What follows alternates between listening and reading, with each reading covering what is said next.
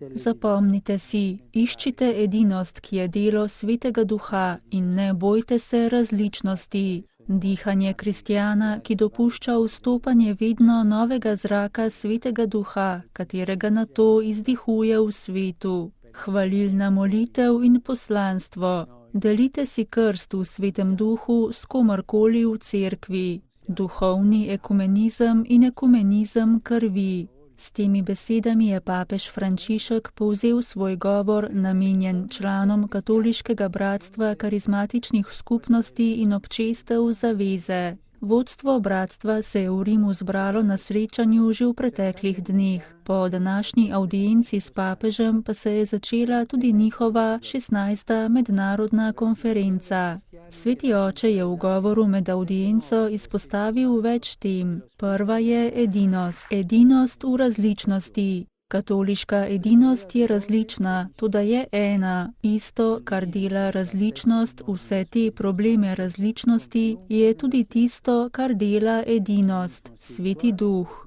Dela dve stvari. Edinost v različnosti. Edinost ni uniformnost, ne pomeni obvezno delati vse skupaj, ne misliti na isti način, niti ne izgubiti identiteto. Edinost v različnosti je ravno nasprotno, je prepoznati in z veseljem sprejeti različne darove, ki jih Sveti Duh da vsakomur, ter jih dati na razpolago vsem v cerkvi.